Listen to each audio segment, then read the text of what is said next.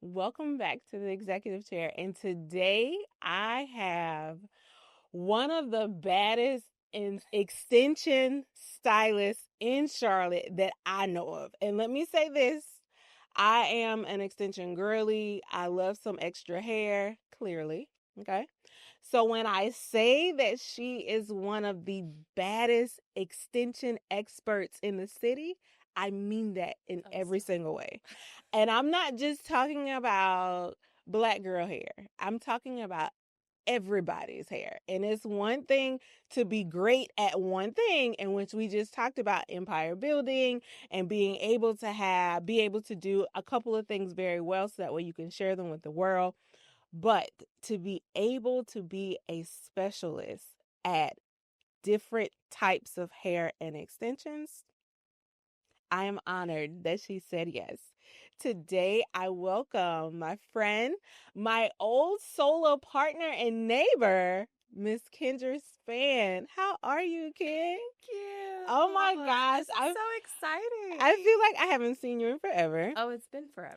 But I appreciate you saying yes and being willing to come in and talk to me. Yes, thank you for having me. Absolutely. Like, this is an honor. This was a no-brainer. Like, when I started thinking about the people that I wanted to share this space with and get insight from, and when we talk about business, I feel like, how can I not talk to you? Like, I have to talk to you in every single way. That.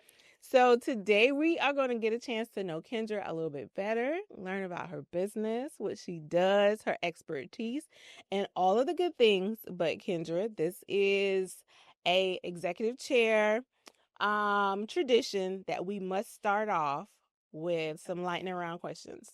Now, these are questions that are specifically about you and your preferences. There is no wrong answer. This is us just warming up before we get down to business. Okay. You ready? Love it. I'm ready. All right, let's get started. I'm nervous. I'm ready. This is a safe place. I promise. I know. It is a safe place. You're my girl, but let's get into the nitty gritty. I got you. I got a lot. I got you. Let's get started with the lightning round. Come on, y'all. This is going to be good. Okay, so Kendra, so like I said, this is lightning round. There is no wrong answers. This is just your personal preference. Okay. You ready? I'm ready. Okay. Taylor Swift or Beyonce? Beyonce. Okay, you know what? I knew you were going to say that, but I was like, she might surprise me. Okay. Beyonce, of course. Yeah. Color or extensions? Extensions, 100%. Say it again. Extensions, 100%. I 100% agree in every single way. Yes. Taco Tuesday or Chinese food? Taco Tuesday. Taco Tuesday? Taco Tuesday. I picked you as being like a dumplings girl. I was wrong. What? I actually like the chips and dip. I'm a chips and dip girl. I like to dip. You're a dipper. I'm a dipper.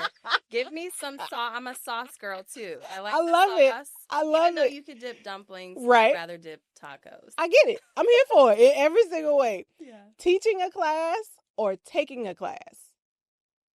Taking a class. Really? Yeah. Kendra, I just pegged you as being like a class like facilitator. I would say yes. Okay. I am, but I really just love sitting back and watching somebody else. It takes the pressure off. Yeah. And you know what? I love learning from other people. See, that's what I'm talking about. Like experts saying they I'd like rather not be up there. To learn from other people. Come on now. Yeah. I love it. Okay, so Pilates or Peloton? Pilates. Neither for me. I want some French fries, but okay. Okay. I do too. Okay, but Pilates. Okay, all right. Girls trip or vacation? Girls trip. Really? Girls trip. See, I'm a vacation girly. Like, I don't want to touch my luggage. I don't have to worry about my safety. I don't want to have to worry about none of that. Okay, can I change mine? You can. I want to change it because you got me with the luggage. I don't want to carry my luggage either. I want to be like frolicking, hands free in the airport. Okay, yeah, I'm changing my Okay, all right, That vacation. sounds good. Yeah. But okay, what about half and half? Can we do half? We can do half and half. Because The girls first, trip is like you can while out with your girls. you can. The vacation's like, you gotta have that little First quiet time time. ever, Executive Chair Podcast, we have a half and half on the lightning round. Y'all make sure y'all keep that in check, okay? Half and half. I'm here for it. Last one is going to be color correction or detangling extensions. Detangling extensions. I mean, clearly, Kendra's an extension girl. Y'all, let's stop playing and get down to the nitty gritty. The Executive Podcast, Kendra Spann. Let's get started. So, Kendra, you saw a need in the industry as far as extensions are concerned. I want you to take us back to the day you decided to do hair, and then what did that look like? What made you choose hair as your profession, or did it choose you? Oh, that's a loaded one. Let's take it piece by piece. Okay, let's take it piece by piece. So, what made me create my own extension line, I'll start there first, Okay. was during COVID, of course the whole world was shut down. Huh? And I really wanted to just get people excited to come back to the salon again. Yes. I was afraid that they were so used to kitchen hair and, doing their color at home during COVID that they wouldn't want to come back to me. So I felt like I needed to create something to get them excited to want to come back to, Kendra Janelle. So. And I think that you are so right in every single way that with COVID shutting down the world, that the kitchen and beauticians, which we've already talked about that sidebar, became a real thing. Yeah. And I always say that people pay for experiences. Because why do you think Disney World exists? Why do you think people go to Vegas? The experience. That's a good one. Yeah. Yeah. So the idea of you wanting to bring them back into the salon is genius in every single way. And two, also noticing that bringing back the luxury side of getting your hair done. I think that COVID robbed a lot of people of that in every single way. Yeah. Yeah, they definitely did. I think for me too, it was I needed to bring back a luxury service. Things were getting more expensive. Yes. And everything, all prices were just going up on everything. Groceries, salon rent, gas, like you name it, everything was going up. Yeah. So I needed to create a luxury service. Also, a lot of people were suffering from hair loss. Yes, that's a big deal. Yes. Hair loss, anxiety during that time. And I really wanted to create just something to get people excited about. So that's where Hair by Kendra Janelle came. And it's been a journey, but it started out as just like something I wanted to have in my salon. So I created my own hair extension line of all textures. But I have to kind of reel it back because during that time when everything started to open back up, clients wanted extensions. Extensions kind of like just boomed. Right, it did. And the extension industry was booming. Yes. And I started doing extensions. I got certified in a method, and it just, I had clients just coming in of all different textures. But I had no resources for curly hair. So when somebody came in the salon and they had curly hair, you're like, what do I do? And they want extensions, I was like, I'm sorry, I don't have curly extensions for you. I only have straight hair. I don't know what to do. Yeah. I mean, we can make your hair straight. Right. But curly hair people don't want straight hair. Right. I'm like, you sure you don't want a blowout? I'm sure you don't want that straight hair. No, it's a no for me. It's a no. I felt so bad because I turned away one client of mine. She had super curly hair. Okay. And I mean, gorgeous hair. She wanted extensions. She wanted it thicker and fuller. She wanted volume. And I had to turn her away because I had no resources. So when you were able to source the hair and create the line, what was that like to empower her, or even empowering yourself, and saying, you inspired something inside of me and now I can service you? Like, what was that like? Yeah, I think I was hurt. I was really hurt that I had to turn somebody away, and I don't like doing that. So it was coming from a place of hurt and pain that I felt because I couldn't accommodate this client. Right. So when I sourced the hair, I found a manufacturer that was willing to make all these different textures, and it opened up the floodgates for me. And I called her back immediately, and I was like, girl, guess what? Come on back, honey. Come on. I've I got some options for you. And she was like, what? When? Where? How? And I'm like, don't worry about that. Say less. Come to the salon. Let me show you all the options I have for you. But so I mean, like, that is so neat in every way. Figure someone coming in and saying, I need help, I want help, and you're like, I can't help you. And instead of just saying, I can't help you, period, like, you commaed and found a resolution. And I think that entrepreneurship is literally about problem solving and filling a need and identifying a solution to the problem that clients and or potential clients have. Like, it's genius in every single way. Yeah. I love it. So, like, how long have you been doing hair? So, I've been doing hair, oh gosh. Now I really got to think. Yeah, you got to think. You got to go back. It's high school. Really? So, I'm 33. You look 12. Okay, let's just say that. You look 12, but go ahead. Thank you. I'll take it. I'll take the 12 years old. No, but I graduated high school, and I went right into hair school when I was 18. Really? Yeah. I really wish I did not waste my parents' money for 5 years. Yeah. And I did that. That was actually a hard conversation between my parents and I. I believe it because I've seen your mom. Yes. I believe that. Yeah, that was a hard conversation. But coming out of high school, I knew I wanted to do hair. It's just, it was weird. It was instilled in me. I was in the salon getting my own hair done. Okay. Every week, my mom and I, it was kind of a bonding thing with her and I. So okay. We would be in the salon every week. And I would have my cookies, all my snacks. You have snacks? My little, whatever at the time. What was it? Game Boy. iPod Nano. Not the iPod Nano. Oh my gosh, Kendra. You really are 33. Okay. Let's go back to all those things. No, but I had it all, and I would watch people be completely transformed in the salon. It's like magic. Yes. And at a young age, I just became obsessed with watching people be completely transformed. I mean, they would walk in the salon looking a hot mess.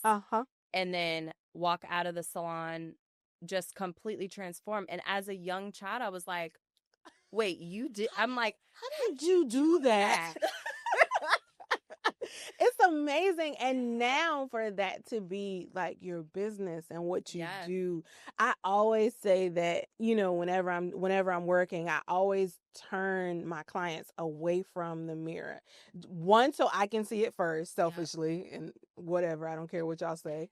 I always turn them away because I want to see it first and perfect it. But I believe that hair spin is worth it every single time.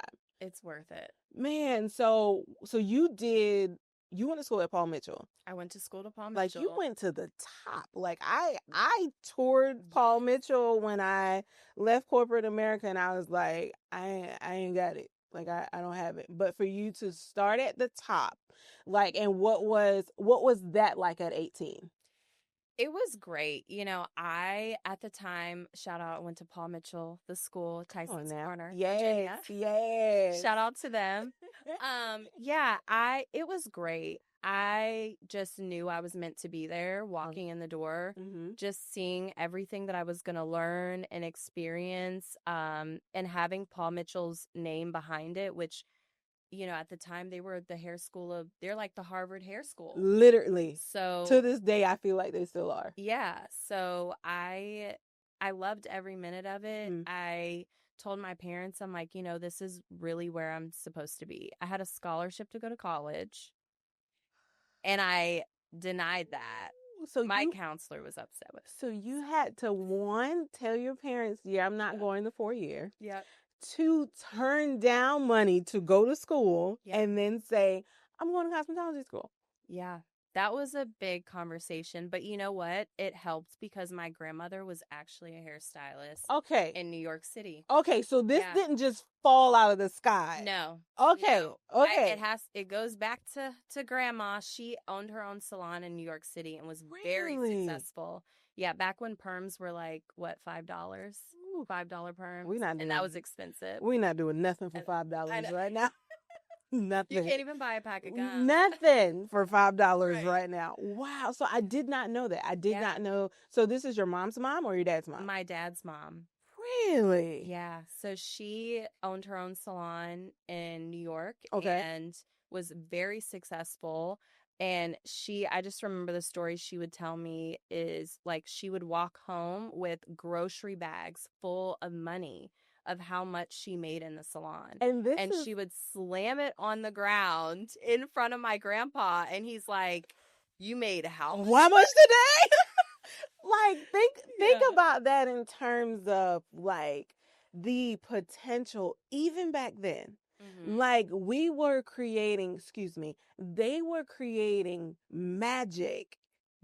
Even back then. Yeah. And I always say that, there will always be people who are do-it-yourselfers in every way. When you talk about home renovations, when you talk about cleaning, when you talk about cleaning cars, whatever, there will always be people who will be do-it-yourselfers. Mm-hmm. But when it comes to the beauty industry, there is nothing like having an expert. Yeah. Somebody who literally does this to eat and who creates, when you get out of the chair, you feel like brand new. Yeah. That is absolutely, I had no idea your grandma did hair. Yes. Okay, so now, like, fast forward. So after you had that conversation with your parents, they knew that this did not come out of the sky. Like, your grandma literally, like, planted that seed a long time ago. Yes. What was that transition like going into school, like, because it was still 10 months? Because Virginia's different than North Carolina. It was 11 months for me. Yeah, 11 months. So yeah, I think my grandma really just kind of, she was like, let that baby do hair. Like, let her do hair. So my parents they're like, all right, well, your grandma was successful doing it. Then if this is what you want to do, we're not going to waste money on college. Like, you do it. But there was one thing that my dad was very strict about. Okay. He told me, if you are not going to college and you're going to go to hair school, number one, you can't quit. Oh, okay. And number two, you better be the best hairstylist in the world. He's like, I don't care how many hair classes you have to do, color classes, whatever you have to do, you're going to be the best and you're going to stick to it. Well, Mr. Spann, Kendra's dad, checked box. She did not quit. Checked box. One of the best extension specialists in Charlotte. It doesn't get any better than that. That's pretty cool, Kendra. Yeah. That's cool. So yeah, going into hair school I was excited. I was ready. It was great. I loved experiencing all of it. And that's what I say. Like I tell my husband all the time, like, it literally does not feel like work. It doesn't. It feels like we get paid to play dress up and make people look better. Mm-hmm. Like the salon is one of the places where I feel my most authentic self and I feel the most fulfilled. Like I can literally be having the day from hell, have my client come in, get started, and it's like none of that else matters in this space while doing what I love. Yeah. That's amazing. It's nice to be able to just bring out your creativity on their head. Yeah. And just bring their idea of what they want alive. So yeah. And get paid for it. Yeah, and get paid. Because we must get paid. Get paid the big bucks. The big bucks, not the little ones. Not the little ones. The big ones. Yeah. So I must say, I am so intrigued about grandma in every single way, in every single way. So because she had such a huge impact on you, my question is, did she get a chance to see Kendra Janelle in action? Yes. Really? Yeah. Let's talk about it. So she actually got to see me open up my very first salon suite. Oh, what a full circle. 19. At 19? At 19. Wow. Yeah. And what was that like? You know, it was super emotional, especially for her, seeing her granddaughter live out, this dream of hers, and now it's passed on to me. It it was amazing for her. Like, she loved every minute of it. She was a little shocked at the prices I was charging. Clearly, Grandma. I mean, we're not in the $5 age anymore. Why are you charging so much for the perms? I'm like, Grandma, I gotta make money. It's not $5 anymore for a No, not anymore. Yeah. Wow. So like she saw you in action. Were you able to like actually service her as well? Yes, I was. Yeah. And I was able to wash my grandma's hair and style it and do everything to her hair. Yeah. And what was that like for you? Like being able to like take that all in that moment? It was incredible just to be able to lean her back in that shampoo bowl and say, "Hey, Grandma, I'm going to give you a treatment." It was great. It's just a great thing. I'm glad that I was able to experience with her.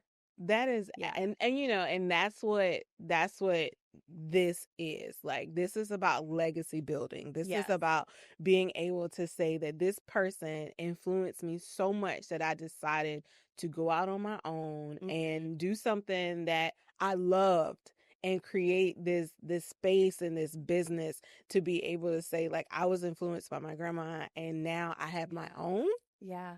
Full circle, Kendra. Like, that's like those are the stories that you don't always hear in the industry. Like, what was it that made you say this is what I love? And also, what did you see? Because to see that in action is like full circle in every moment. Yeah. When I think back, she has passed on, but what I was able to experience before she passed was she saw me creating my hair extension line. Oh. And, I was just sharing all the challenges I was going through with that. And she really just pushed me to keep moving forward. That literally gave me chills. Kendra. I know. Like, that's so good. I know. That was the last thing she was able to see me, like the last thing she was actually able to see me experience and create. And she saw me, sitting at like the dinner table, just writing down all my ideas and just bouncing off things, with her and sharing with her the challenges I was going through.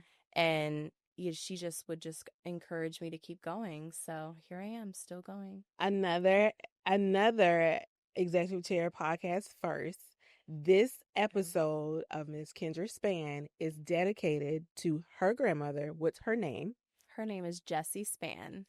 In honor of Miss Jessie Spann. Full circle moment. Aww. That was really good. That. Yeah. I'm here for that. Now we've talked about the successes that your business has had, building all of those things. And every success story has its challenges. Like, what has been one of your biggest hurdles that you had to overcome in your business? Oh, okay. I got to take a breather for this one. It's so many. It's so many. Oh. How can I pick? Just pick one. Okay. One. I would say the hair extension business was really risky. I believe that in every Very single risky. way. And I still go through challenges to this day with it. But I think that was probably creating this hair extension line was the most challenging. In terms of sourcing, in terms of finding like the right textures, in terms of getting it here, like what part of it? All of it. I would say like the sourcing, that's difficult. And, dealing with another country. Yes. Another foreign country. Yes. Is...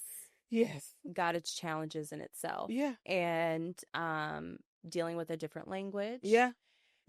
the money that you have to put into it, lots. It's extremely risky and it's scary. Yeah. But I think that what has just helped me push through all of that is just knowing why I started. So I'm like, you know what? I started this to really enhance other people's natural beauty. And I want to just fill the gap that's in this industry of textured hair. So, and I mean, and ultimately your why, what I found, and I can only speak for myself, is that your why has got to be bigger than you. yes. Because if your why isn't bigger than you, you can stop. Like, you can totally stop and just walk away and just be like, well, that didn't work. It's fine. Yeah. But when your why is bigger than you, it gives you more purpose. It gives you more drive. And as soon as you're getting ready to give out, you're like, I can't, because this isn't just about me. Like, this is about other people. Like, that is huge in every single way. And as being an entrepreneur, like, granted, Instagram makes us look great, you know, it's like fake. Get this on the record. Say it again, Kendra. It's fake. Instagram. Should we say it together? We can say it together. Okay. Instagram is fake in every single way. It is not a real place at all. I don't know if people realize that, but it's not a real place. But like, let's talk about a time that, even though it makes us look great and it is a fake place, let's talk about a time when you wanted to quit. Like, I hate it here. I don't want to do this anymore. I'm a little embarrassed to say. Come on, Kendra. This is a safe place. It's often, very often. Every week. Every day. Every day. Every day I want to quit. Like, this is stupid. Why am I doing this again? Yeah, it's, I think it's just so tough. It is. It's really tough. I'm going to say dealing with people. Very much so. It's tough in the business. There's so many challenges I think people don't realize. So many sacrifices you make for yourself. Yes. It's risky. As all outdoors. And you constantly, it's the hustle and the grind. It's everyday constant hustle and grind. And, the reality is I think that some people think that being an entrepreneur is all Instagram posts and going on vacation and being great and setting your own times. I work harder in my business than I've ever worked on any job. Same. Because you're everything. You are the content creator. You are the retention specialist. You are customer service. You are the cleanup crew. You are accounting. You are the tax advisor. Well, not the tax advisor. That might be a little bit too far. But we didn't say anything, IRS. We said nothing. But you are everything. Yeah. And it's so hard. But the reality is that, like, if you don't do it in your business, it doesn't get done. And I think that piece alone can be exhausting. And I think that that's why it's so important that you must do what you love and you must get paid well. Yes. You must get paid for the things that people don't see. I agree with that. Because, like, it's so much things, and I'm not trying to be funny, but it's so many things that you guys don't see. Like, y'all see what we show you. But you don't see the sitting at dinner and coming up with ideas, the being at the traffic light and thinking about something and have to put it in your notes so that way you don't forget. You don't see the, oh God, it's 2:00 in the morning. Let me text my vendor now because I know that they're open. It's 2:00 here. It's 2:00 a.m. here, but it's 2:00 p.m. there. So all of that stuff, and it's a part of the hustle of the business. Let me ask you this now. What is, in terms of branding? Yes. What did you want the staple of your branding to be? I really wanted the staple of my brand to reflect me. Okay. And that's why my name is the brand. And because I really pride myself in the quality of my work. And I feel like what's the word? Diversity means a lot to me. Okay. and just being diverse and being able to accommodate anybody that walks into my salon. And I would say just the way I carry myself is the way I want my brand to show up. So Absolutely. just me showing up for my brand every single day is one of the reasons why I named it Hair by Kendra Janelle, because it's me. I have to show up for myself, for, my business, and that's where the name came from. And I love it because, and then I think that it also is freeing in a sense of you don't want everyone, one. Yeah. And you don't service everyone. That's correct. That is, for me, like that's part of the cheat code of being able to say no. Yeah. Like, and when I first got started, I felt like, oh, I want everybody to sit in my chair. And then once you realize, one, what your brand identity is, two, who your target audience is and who you want to service, you quickly figure out that everybody does not fit in the scheme of your business. It's so true. I had to learn that lesson the hard way. We all did. It's tough. It is. It's tough because you're like, oh, but that client is money. Like I can service them. I can do it. But I think you really just have to, like you said, hone in on your brand and what your craft is and what your specialty is, because it's just important. It's important what you're putting out there. Because if you don't, then you get a mixture of everything from everywhere. And then it dilutes what you really wanted it to be. And watering anything down doesn't make it any better. Yeah. It just makes more of it. That doesn't mean that there is quality there. That just means that there's more quantity there. Yes. Yeah. And quantity is not always quality. It's not.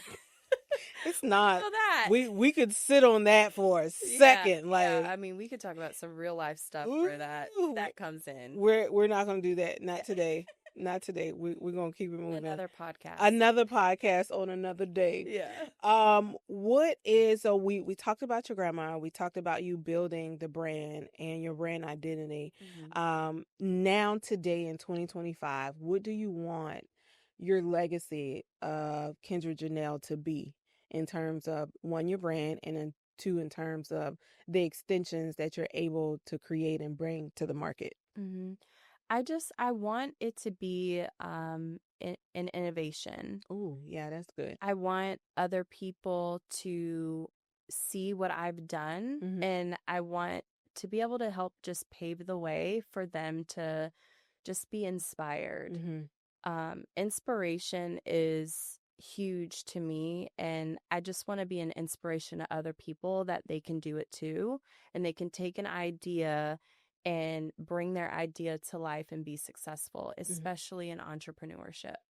Yeah, in every single way. And I feel that, like, you just wanting to be able to create something for somebody else behind you says so much about who you are as a person, because most people are only concerned about what they do, what they can bring to the table. But in terms of being able for the generation behind us, like, that's where you really leave your mark. Because, like, I know for a fact, like, being able to say, if I need curly extensions, I know who I can call. And I also know that the quality of that extension is going to be excellent in every single way. Like, that alone means that you've done your job as a business owner and as a brand. And that's truly something to be proud of. Yeah.